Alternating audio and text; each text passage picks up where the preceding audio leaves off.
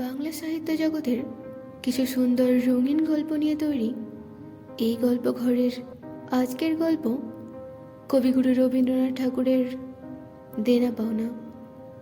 গল্পটি রচিত হয় 1891 সালে। এটি রবীন্দ্রনাথ ঠাকুরের একটি বিখ্যাত ছোট গল্প, যা যৌতুক প্রথার উপর আলোকপাত করে। এটি হিতবাদী সাময়িকীতে প্রকাশিত হয়েছিল। তো চলুন সময় নষ্ট না করে গল্পটি শুরু করি।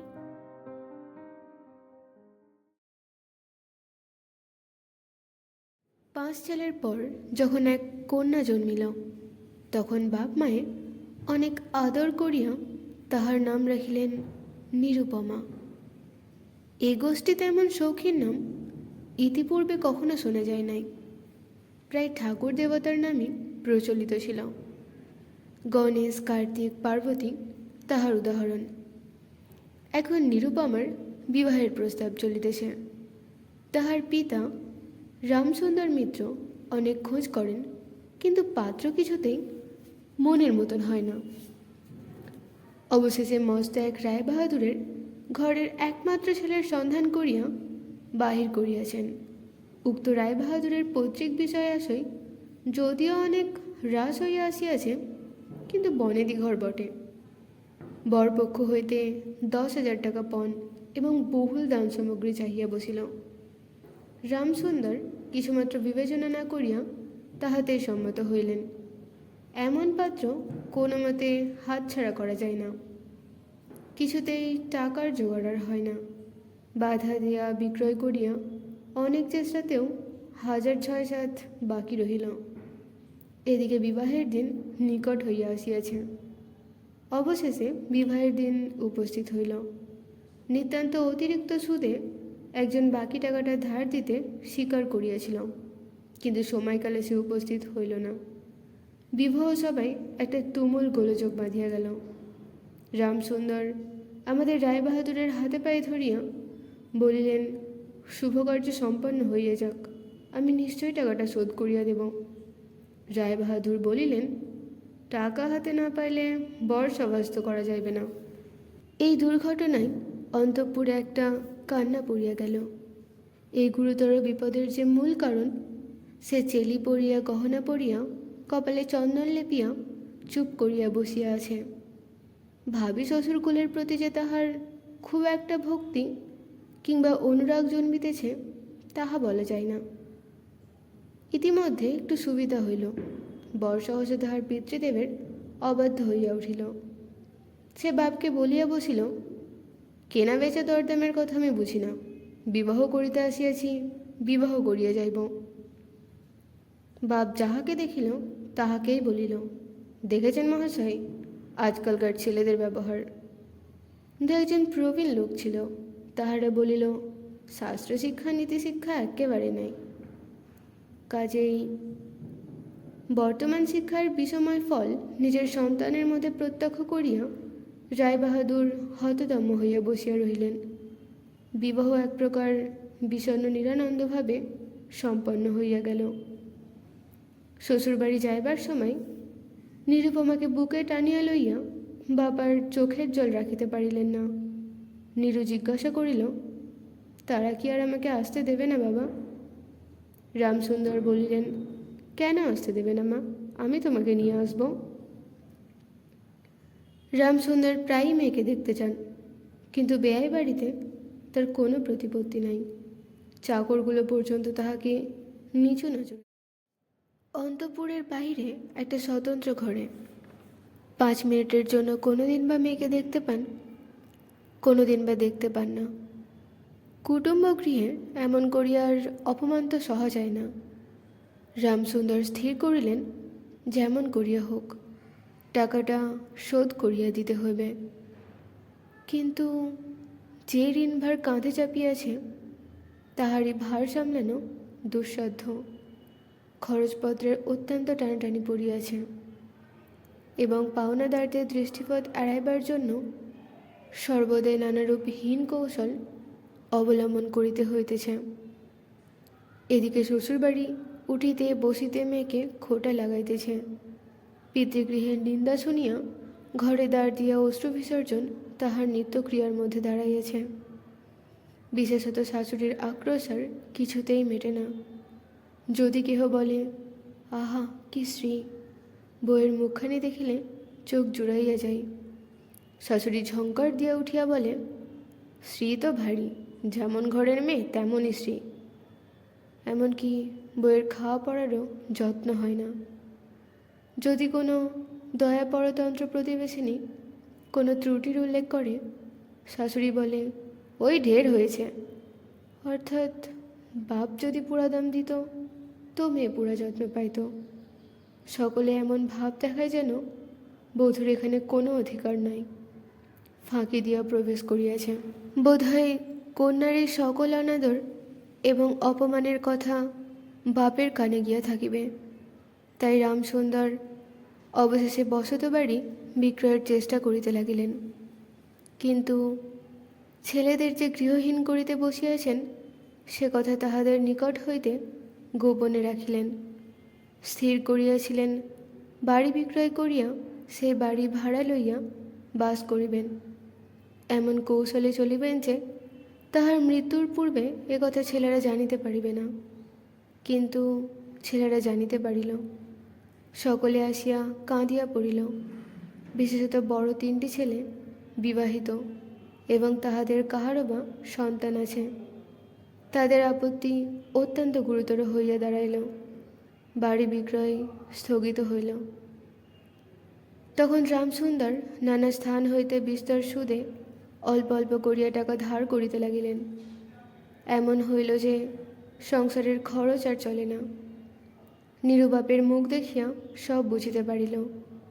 বৃদ্ধের পক্ষ কেশে শুষ্ক মুখে এবং সদা সংকুচিতভাবে দৈন্য এবং দুশ্চিন্তা প্রকাশ হইয়া পড়িল। মেয়ের কাছে যখন বাপ অপরাধী, তখন সে অপরাধীর অনুতাপ কি আর গোপন রাখা যায়? রামসুন্দর যখন বেয়াই বাড়ির অনুমতিক্রমে ক্ষণকালের জন্য কন্যার সাক্ষাৎ লাভ করিতেন, তখন বাপের বুক যে কেমন করিয়া ফাটে তাহা তাহার হাসি না দেখিলেই টের পাওয়া যাইত। সেই ব্যথিত পিতৃহৃদয়ের সান্ত্বনা দেওয়ার উদ্দেশ্যে দিন কতক বাপের বাড়ি যাইবার জন্য নীরু নিতান্ত অধীর হইয়া উঠিয়াছে। বাপের স্নান মুখ দেখিয়া সে আর দূরে থাকিতে পারে না। একদিন রামসুন্দরকে কহিল, বাবা, আমাকে একবার বাড়ি লইয়া যাও। রামসুন্দর বলিলেন, আচ্ছা, কিন্তু তাহার কোনো জোর নাই। নিজের কন্যার উপরে পিতার যে স্বাভাবিক অধিকার আছে তাহা যেন পণের টাকার পরিবর্তে বন্ধক রাখিতে হইয়াছে। এমনকি কন্যার দর্শন সেও অতি সংকোচে ভিক্ষা চাহিতে হয় এবং সময় বিশেষে নিরাশ হইলে দ্বিতীয় কথাটি কহিবার মুখ থাকে না। কিন্তু মেয়ে আপনি বাড়ি আসতে চাইলে বাপ তাহাকে না আনিয়া কেমন করিয়া থাকে। তাই বেয়াইয়ের নিকট সে সম্বন্ধে দরখাস্ত পেশ করিবার পূর্বে রামসুন্দর কত হীনতা, কত অপমান, কত ক্ষতি স্বীকার করিয়া যে 3,000 টাকা সংগ্রহ করিয়াছিলেন, সেই ইতিহাস গোপন থাকাই ভালো। নোটখানি রুমালে জড়াইয়া চাদরে বাঁধিয়া রামসুন্দর বেয়াইয়ের নিকট গিয়া বসিলেন। প্রথমে হাস্যমুখে পাড়ার খবর পাড়িলেন। হরেকৃষ্ণের বাড়িতে একটা মস্ত চুরি হইয়া গিয়েছে। তাহার অদপান্ত বিবরণ করিলেন। নবীন মাধব ও রাধা মাধব দুই ভাইয়ের তুলনা করিয়া বিদ্যাবুদ্ধি ও স্বভাব সম্বন্ধে রাধা মাধবের সুখ্যাতি এবং নবীন মাধবের নিন্দা করিলেন। শহরে একটা নূতন ব্যামো আসিয়াছে, সে সম্বন্ধে অনেক আজগুবি আলোচনা করিলেন। অবশেষে হুকাটি নামাইয়া রাখিয়া কথায় কথায় বলিলেন, হা হা বেয়াই, সেই টাকাটা বাকি আছে বটে, রোজই মনে করি, যাচ্ছি অমনি হাতে করে কিছু নিয়ে যাই, কিন্তু সময়কালে মনে থাকে না। আরে ভাই, বুড়ো হয়ে পড়েছি। এমন এক দীর্ঘ ভূমিকা করিয়া পঞ্জরের 3খানি অস্থির মতো সে 3খানি নোট যেন অতি সহজে অতি অবহেলে বাহির করিলেন। সবে মাত্র 3,000 টাকার নোট দেখিয়া রায়বাহাদুর অট্টহাস্য করিয়া উঠিলেন। বলিলেন, থাক বেয়াই, ওতে আর কাজ নেই। একটা প্রচলিত বাংলা প্রবাদের উল্লেখ করিয়া বলিলেন, সামান্য কারণে হাতে দুর্গন্ধ করিতে তিনি চান না। এই ঘটনার পরে মেয়েকে বাড়ি আনিবার প্রস্তাব কাহারও মুখে আসে না। কেবল রামসুন্দর ভাবিলেন, সে সকল কুটুম্বিতার সংকোচ আমাকে আর শোভা পায় না। মর্মাহতভাবে অনেকক্ষণ চুপ করিয়া থাকিয়া অবশেষে মৃদু স্বরে কথাটা পারিলেন। রায়বাহাদুর কোনো কারণ মাত্র উল্লেখ না করিয়া বলিলেন, সে এখন হচ্ছে না। এই বলিয়া কর্মোপলক্ষে স্থানান্তরে চলিয়া গেলেন। রামসুন্দর মেয়ের কাছে মুখ না দেখাইয়া কম্পিত হস্তে কয়েকখানি নোট চাদরের প্রান্তে বাঁধিয়া বাড়ি ফিরিয়া গেলেন। মনে মনে প্রতিজ্ঞা করিলেন, যতদিন না সমস্ত টাকা শোধ করিয়া দিয়া অসংকোচে কন্যার উপরে দাবি করিতে পারিবেন, ততদিন আর বিয়ে বাড়ি যাইবেন না। বহুদিন গেল, নিরুপমা লোকের উপর লোক পাঠায়, কিন্তু বাপের দেখা পায় না। অবশেষে অভিমান করিয়া লোক পাঠানো বন্ধ করিল। তখন রামসুন্দরের মনে বড় আঘাত লাগিল, কিন্তু তবু গেলেন না। আশ্বিন মাস আসিল। রামসুন্দর বলিলেন, এবার পূজার সময় মাকে ঘর আনিবেই, নহিলে আমি খুব একটা বড় শক্ত রকম। পঞ্চমী কি ষষ্ঠীর দিনে আবার চাদরের প্রান্তে গুটিগত নোট বাঁধিয়া রামসুন্দর যাত্রার উদ্যোগ করিলেন। 5 বছরের এক নাতি আসিয়া বলিল, দাদা, আমার জন্য গাড়ি কিনিতে যাচ্ছ? বহুদিন হইতে তাহার ঠেলা গাড়িতে চড়িয়া হাওয়া খাইবার শখ হইয়াছে, কিন্তু কিছুতেই তাহা মিটিবার উপায় হইতেছে না। 6 বছরের এক নাতনি আসিয়া সারদরে কহিল, পূজার নিমন্ত্রণে যাইবার মতো তাহার একখানিও ভালো কাপড় নাই। রামসুন্দর তাহা জানিতেন এবং সে সম্বন্ধে তামাক খাইতে খাইতে বৃদ্ধ অনেক চিন্তা করিয়াছেন। রায়বাহাদুরের বাড়ি যখন পূজার নিমন্ত্রণ হইবে, তখন তাহার বধূগণকে অতি যৎসামান্য অলঙ্কারে অনুগ্রহপাত্র দারিদ্র্যের মতো যাইতে হইবে। একথা স্মরণ করিয়া তিনি অনেক দীর্ঘ নিঃশ্বাস ফেলিয়াছেন, কিন্তু তাহাতে তাহার ললাটের বার্ধক্য রেখা গভীরতর অঙ্কিত হওয়া ছাড়া আর কোনো ফল হয় নাই। দৈনপীড়িত গৃহের ক্রন্দনধ্বনি কানে লইয়া বৃদ্ধ তাহার বেয়াই বাড়িতে প্রবেশ করিলেন। আজ তাহার সে সংকোচ ভাব নাই। দ্বাররক্ষী এবং ভৃত্যদের মুখের প্রতি সে চকিত সলজ দৃষ্টিপাত দূর হইয়া গিয়াছে, যেন আপনার ঘরে প্রবেশ করিলেন। শুনিলেন রায়বাহাদুর ঘরে নাই, কিছুক্ষণ অপেক্ষা করিতে হইবে। মনে উচ্ছ্বাস সংবরণ করিতে না পারিয়া রামসুন্দর কন্যার সহিত সাক্ষাৎ করিলেন। আনন্দে 2 চোখ দিয়া জল পড়িতে লাগিল। বাপও কাঁদে, মেয়েও কাঁদে, দুজনে কেউ আর কথা কহিতে পারে না। এমন করিয়া কিছুক্ষণ গেল। তারপরে রামসুন্দর কহিলেন, এবার তোকে নিয়ে যাব মা, আর কোনো গোল নাই। এমন সময় রামসুন্দরের জ্যেষ্ঠ পুত্র হরমোহন তাহার 2টি ছোট ছেলে সঙ্গে লইয়া সহসা ঘরে প্রবেশ করিলেন। পিতাকে বলিলেন, বাবা, আমাদের তবে এবার পথে ভাসালে। রামসুন্দর সহসা অগ্নিমূর্তি হইয়া বলিলেন, তোদের জন্য কি আমি নরকগামী হব? আমাকে তোরা আমার সত্য পালন করতে দিবি না? রামসুন্দর বাড়ি বিক্রয় করিয়া বসিয়া আছেন। ছেলেরা কিছুতে না জানিতে পাই তার অনেক ব্যবস্থা করিয়াছিলেন, কিন্তু তবু তাহারা জানিয়াছে দেখিয়া তাহার প্রতি হঠাৎ অত্যন্ত রুষ্ট এবং বিরক্ত হইয়া উঠিলেন। তাহার নাতি তাহার 2 হাঁটু সবলে জড়াইয়া ধরিয়া মুখ তুলিয়া কহিলেন, দাদা, আমাকে গাড়ি কিনে দিলে না? নতশিরে রামসুন্দরের কাছে বালক কোনো উত্তর না পাইয়া নীরুর কাছে গিয়া কহিল, পিসিমা, আমাকে একখানা গাড়ি কিনে দেবে? নিরুপমা সমস্ত ব্যাপার বুঝিতে পারিয়া কহিল, বাবা, তুমি যদি আর 1 পয়সা আমার শ্বশুরকে দাও, তাহলে আর তোমার মেয়েকে দেখতে পাবে না, এই তোমার গা ছুঁয়ে বললুম। রামসুন্দর বলিলেন, ছি মা, অমন কথা বলতে নেই। আর এই টাকাটা যদি আমি না দিতে পারি, তাহলে তোর বাপের অপমান। আর তোরও অপমান?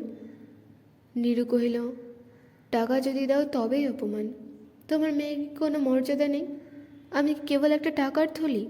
যতক্ষণ টাকা আছে ততক্ষণ আমার দাম। না বাবা, এ টাকা দিয়ে তুমি আমাকে অপমান করো না। তাছাড়া আমার স্বামী তো এ টাকা চান না। রামসুন্দর কহিলেন, তাহলে তোমাকে যেতে দেবে না মা? নিরুপমা কহিল, না দেয় তো কী করবে বলো? তুমি আর নিয়ে যেতে চেও না?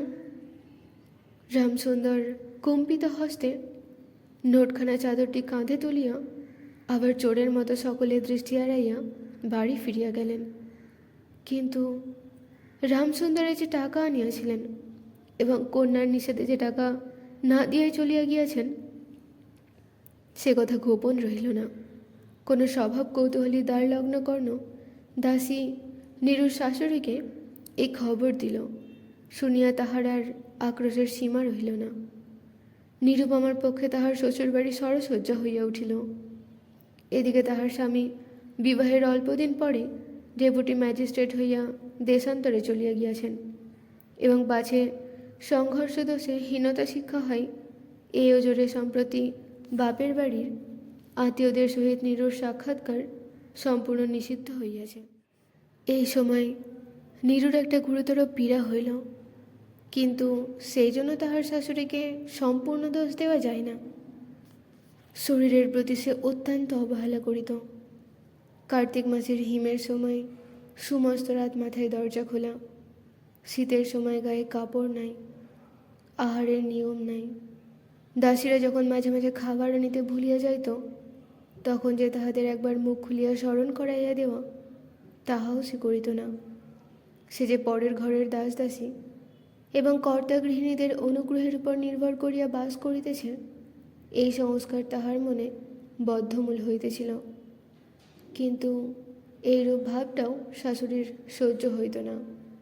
যদি আহারের প্রতি বধূর কোনো অবহেলা দেখিতেন, তবে শাশুড়ি বলিতেন, নবাবের বাড়ির মেয়ে কিনা গরিবের ঘরের অন্ন ওর মুখে রোচে না। কখনো বা বলিতেন, দেখো না একবার ছিঁড়ি হচ্ছে, দেখো না দিনে দিনে যেন পোড়া কাঠ হয়ে যাচ্ছে। রোগ যখন গুরুতর হইয়া উঠিল, তখন শাশুড়ি বলিলেন, ওর সমস্তই নাকামি। অবশেষে একদিন নীরু সবিনয়ে শাশুড়িকে বলিল, বাবাকে আর আমার ভাইদের একবার দেখব মা। শাশুড়ি বলিলেন, কেবল বাপের বাড়ি যাইবার ছল। কেহ বলিলে বিশ্বাস করিবে না, যেদিন সন্ধ্যার সময় নীরুর সাহস উপস্থিত হইল, সেদিন প্রথম ডাক্তার দেখিল এবং সেই দিন ডাক্তারের শেষ দেখা হইল। বাড়ির বড় বউ মরিয়াছে। খুব ধুম করিয়া অন্ত্যেষ্টিক্রিয়া সম্পন্ন হইল। প্রতিমা বিসর্জনের সমারোহ সম্বন্ধে জেলার মধ্যে রায়চৌধুরীদের যেমন লোকবিখ্যাত প্রতিপত্তি আছে, বড় বীর সৎকার সম্বন্ধে রায়বাহাদুরদের তেমন একটা খ্যাতি রটিয়া গেল। এমন চন্দন কাঠের তিতা এই মুলুকে কেহ কখনো দেখে নাই। এমন ঘটে করিয়া শ্রদ্ধাও কেবল রায়বাহাদুরদের বাড়িতেই সম্ভব, এবং শোনা যায় ইহাতে তাহাদের কিঞ্চিত ঋণ হইয়াছিল। রামসুন্দরকে সান্ত্বনা দেবার সময় তাহার মেয়ের যে কিরূপ সমারোহের মৃত্যু হইয়াছে, সকলেই তাহার বহুল বর্ণনা করিল। এদিকে ডেপুটি ম্যাজিস্ট্রেটের চিঠি আসিল। আমি এখানে সমস্ত বন্দোবস্ত করিয়া লইয়াছি, অতএব অবিলম্বে আমার স্ত্রীকে এখানে পাঠাইবে। রায়বাহাদুরের মহিষী লিখিলেন, বাবা, তোমার জন্য আর একটি মেয়ের সম্বন্ধ করিয়াছি, অতএব অবিলম্বে ছুটি লইয়া এখানে আসিবে। এবারে 20,000 টাকা পণ এবং হাতে হাতে আদায়।